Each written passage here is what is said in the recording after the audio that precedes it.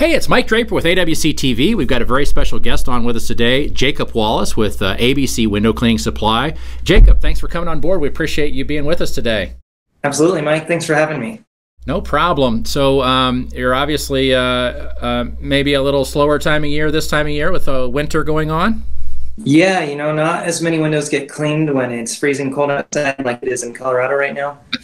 So it's definitely a slower time, but it's also a good time where we take on some projects that we usually can't kind of do during the spring and summer.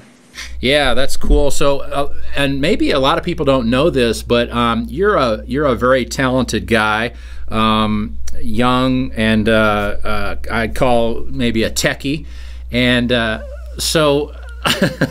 So what I want to talk with you about today is maybe just getting into that techie brain just a little bit, since we are kind of in our down season. Many window cleaners maybe even looking to improve their advertising or looking at marketing or whatever it may be.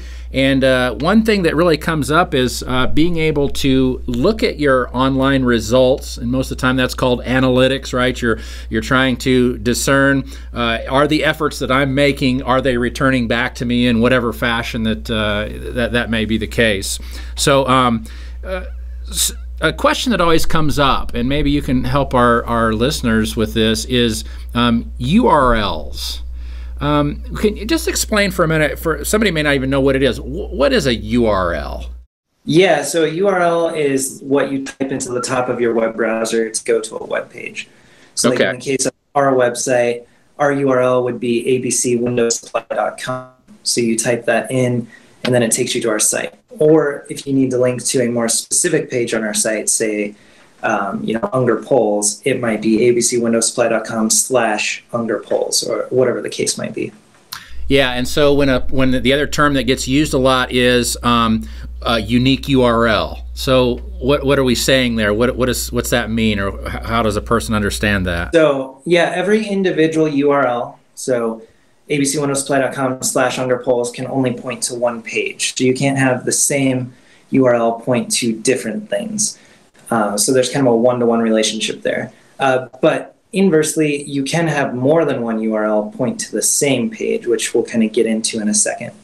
Yeah, and so with these unique URLs, why would they be important for somebody trying to track marketing? Yeah, so if you were doing more than one marketing effort at the same time, which a lot of us are, it's very important to be able to distinguish the results of each one. So if you get some Facebook ads and you take out a newspaper ad and you get a billboard and all of that, and all of those just point to your main website. So say joeswindowcleaning.com. You might get 1,000 visits to your website, but you won't know how many of those came from each of the different marketing efforts you did. And then when it comes time to decide, second quarter, what went well first quarter, should I renew these things? Should I put more of my money? Should I put more of my time and effort into them? You won't necessarily know how well each of them did. Yeah. So, and that kind of gets me into my next question. Okay, why should I even care? I mean, I'm this window cleaner. I'm out there spending X amount of dollars. I'm seeing results because 1,000 people are coming back to my site. Why do I care what URL they came from? Yeah, well, in my experience, most of us don't have a lot of spare time or spare money. Or even if you do, you generally don't want to waste those things. And if you, let's say, of the example I gave before, you did your billboard, but nobody's actually visiting the website because of your billboard, and that's costing you $1,000 a month. So you're essentially wasting that $1,000 a month. Most of us don't have $1,000 laying around, to just waste every month. So doing this takes a little bit of setup, a little bit of time at the beginning, but it saves you an enormous amount of time and especially money down the line. Yeah. So, you're able to track what you're doing, the efforts, and if you do have multiple efforts going, which most of us do, if there's a silver bullet out there and somebody gets it figured out, let me know, because I'll pay for that. But most of the time it's through multiple, fingers of marketing, and we're analyzing these results as they come back. And so unique URLs help us to do that. So awesome. What about so far as, are there other ways that a person could track marketing besides these URLs? Sure. The URLs is by far one of the easiest ones, and it benefits from being free, which is always nice. But on top of that, there are of course other ways. If you want to get really fancy, you can have services that do different phone numbers for like the different marketing things you put out. So even if they don't go to your website, but they call you, you can see. In my experience, those are pretty much overkill. So I would definitely, there's definitely lower hanging fruit out there. You can, which I see a lot of companies do on your contact forms, you can just ask people how they heard about you. That's a pretty good, easy one. Those are a couple of the main ways. Yeah. So with the URLs, you mentioned that one of the big benefits is it doesn't cost a lot of money. And so it's a pretty effective way to look at you know, how these things are tracking and the efforts that you're putting forward. Absolutely. Yeah. So so we set up this URL. So we're just trying to paint the picture for everybody. We set this unique URL up, and somebody clicks on it, and it takes them back to, it could take it back to the main page, or it could take them to a specific page, however we wanted to do that. But then we could look at, through an analytic report, we could look and see that X amount of clicks came from that unique URL. Correct. Correct. And then we would be able to tie, okay, well, I spent $50 in Facebook ads on that unique URL that came back, so I can measure whether the benefits were worth it or they weren't worth it. Exactly. Exactly. Now, let me ask you this. So these analytic reports, there's a lot of controversy in the you know, the tech world and all this about the accuracy of analytic reports, what somebody's reporting, what they're not reporting. We just had an issue come up with where we were placing a video out and they were being linked into YouTube, but YouTube wouldn't count the view. And so we talked to YouTube. We're like, what do you mean it wouldn't be the view? I mean, they're being linked back to you to look at. And so there's just different ways that some things are being. So how would you advise somebody on that, or maybe the method that they would go about to look at the stuff like that? That's a really, really good question. A couple responses to that. Number one is, even beyond somebody clicking and arriving on your site, you want, and this is maybe a further point for a future discussion, but you need to have some sort of conversion goal. So in the case of a window cleaner, it might be that they fill out your quote form. So if somebody visits your site and then doesn't go to your quote form, then that's a failed conversion. And so something like how many quotes did I get is a rock solid number that is indisputable. And then something like the URL that we've been talking about have very, very low variance. A lot of tech people like to shroud these sorts of things in mystery. So a lot of times so that they can bill you more. But this case is very, very clear cut. But then there's other things, like you mentioned, views on YouTube, and Google tells you next to nothing about how those things are calculated. So who knows, you know, in a case like that. But I really like to embed my goals in something verifiable. You know, so like if we do a YouTube video, my goal isn't to get 1,000 YouTube views. My goal is to get customers. Right. And I can ultimately tie these things hopefully back to revenue. If I can't, you know, do I just enjoy doing YouTube? Maybe then fine. But you know, most of us are business people and are only pursuing things that are ultimately going to increase revenues for us. Yeah, and that makes total sense for a distributor model like you know, yours, or even like a window cleaner that's trying to put business out there. He's wanting a return on that, right? He's wanting to see either more quotes happening or more, you know, estimates being written or sales or whatever it is that he's tying it to. But there's a number. So so let me ask you this. This is an interesting question from this standpoint. So we live in this technical world, and you just mentioned it yourself. You said, I want to spend X amount of dollars. I want to track those dollars that come in, and then I want to see some sort of return on investment. Correct. So has the term, you used to hear in the marketplace, you used to hear advertising, marketing, so those kind of being two different things, or maybe even take it a step further and say branding. So is there any mix anymore, or is it all just where I should be able to spend X amount of dollars and see X amount of return? I think like distinguishing those sorts of things for really small companies like our company or for window cleaners isn't terribly helpful, though. In bigger settings, like you might distinguish between those things a lot more. I just internally here at ABC, we would kind of use marketing and advertising kind of synonymously. And then as far as ROI goes on any of those things, I think it's really important to be able to track all of your efforts individually whenever possible, which gets a lot harder as soon as you exit the online world. So as soon as you're placing print ads and things like that. But Right. as much as possible, you want everything to be rooted in empirical, concrete results that you can look at, and then later on say, yes, that went well. No, that did not go well. Does that kind of answer your question? Yeah, I think so. I mean, it certainly seems and speaks to the mentality that's going on out there. I'll play against that just a little bit and see what you think about this. So when I owned my company, we would do different community events like a Chamber of Commerce or their golf outings and things like that. And so you'd go out and you would buy for a round of golf, and you'd buy the tent and it'd sit on the hole and all this stuff.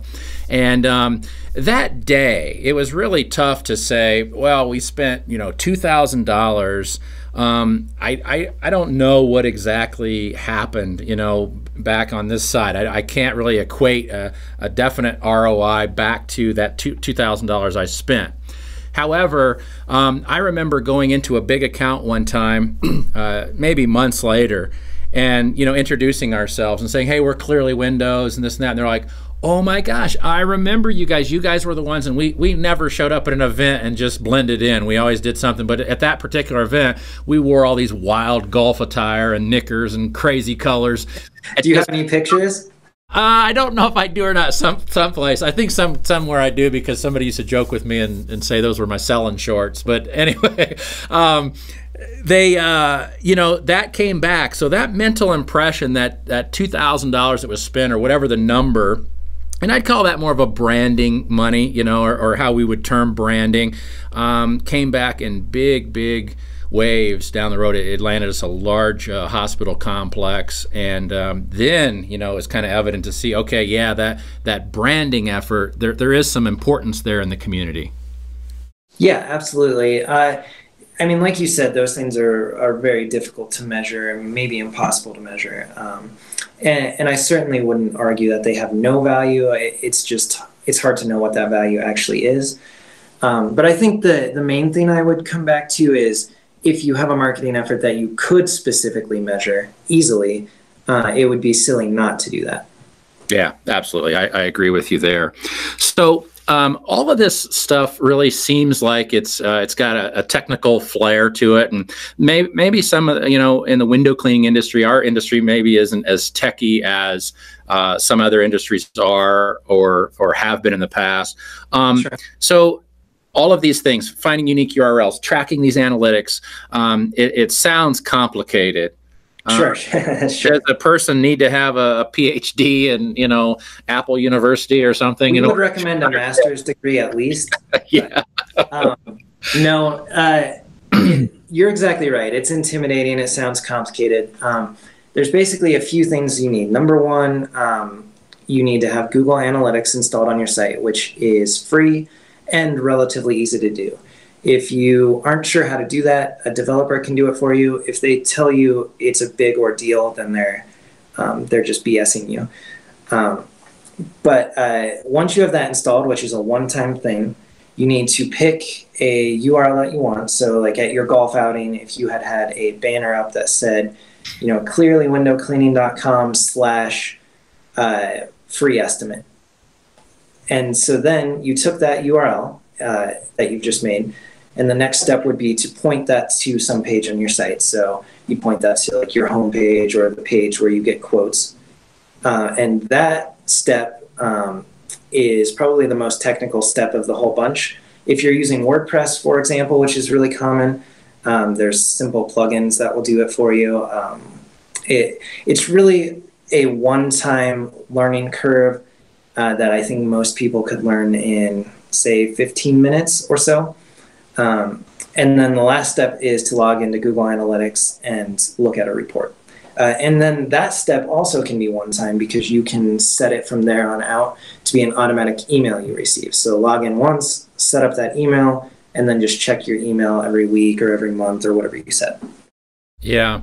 So here comes another question. And I see this all the time with guys. So we set up our unique URL. We've got all of our analytic background stuff ready to go. We go out on, let's just say it's Facebook. We go out on Facebook, we place this ad, and we put our unique URL in there, and let's just say we even boost that ad or we spend some money on that ad in some fashion, and we look at our analytic report, and it didn't produce what we want, so Facebook doesn't work, I'm done. Right. What else can go wrong in the scenario besides just the URL, the money spent, and what the result? Yeah, so it's important to know what your data is actually telling you. So it's telling you something didn't go right, but not specifically what. So your Facebook ad didn't give you the results you wanted. It could be Facebook doesn't work well for your company, or it could be your ad wasn't very good for some reason. Or it has room for improvement. So another further step beyond kind of what we're describing is testing these things out, and that's something we could talk about at length, of course. Sure. I would certainly say if something didn't work well, or even if it is working well, it's worthwhile to test at least a few iterations of it. Even if it's working pretty well. If you could boost something 10% through a small change, which like in our world, the e-commerce world, it's shocking how small of a change can result in a pretty big uptick in conversions.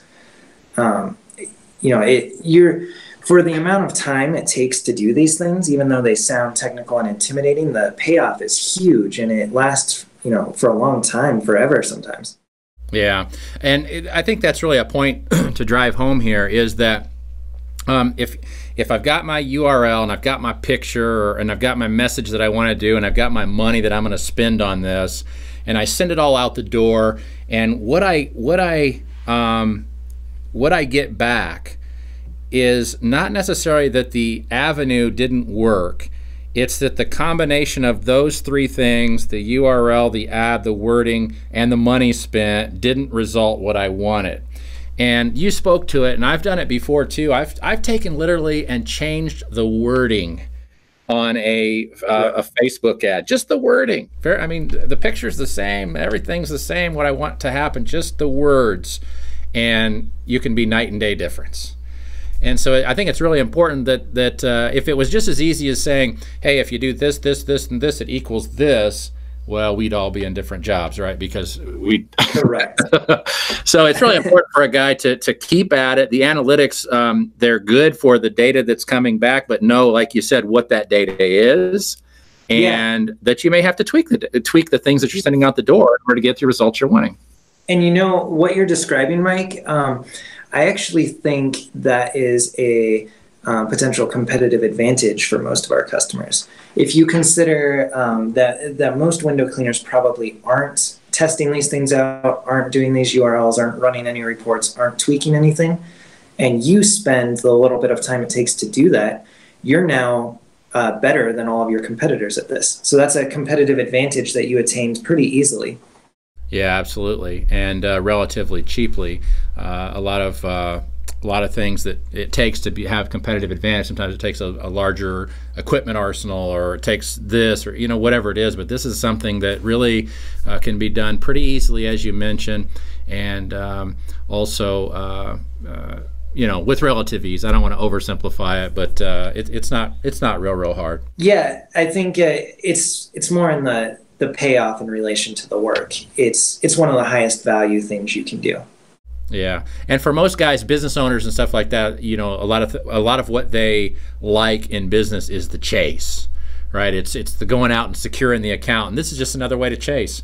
And it's cool because you get to see how the result is, and where it used to be, you know, I remember back in the day that you would always try to take the yellow page ad guy to lunch, and you would try to get him to tell you what a competitor was doing for ad, right? Did he go half page? Really? Did he go quarter page? Did he go, you know, what's he going to do? And then you would try to up it. You know, he's okay if he went half. So, you know, a good yellow page guy would always tell you that the competitor went full page because you're going full page too, you know. But now it's a little different. Yeah, that's right. So it's a little different now. Like my dad on screen, because I don't know if you know this, the reason he named our company ABC was so that we would be first in the phone book. Yep. Which is obviously a lot less relevant today, but I'm sure he could talk with you all day about that sort of thing. Yeah, and the only way to up him in that deal would have been A-1, right, or A1. Oh yeah. So that A window cleaning supply. Yeah. Yeah. So, Jacob, I really appreciate you coming on. What a great conversation. You write I've had a great time. Blog posts and things like that as well, where a person might be able to get some additional information about these types of things and business stuff. Yeah. How do we go to your blog? Yeah. So it would be if you go to our website, abcwindowsupply.com. Yep. And then at the bottom of the page, there's a link to our blog. And actually, pretty shortly here, we're going to have a blog post specifically on this topic that is step-by-step how to do what we've been describing. So if it seems intimidating, it will hopefully demystify the process a little bit.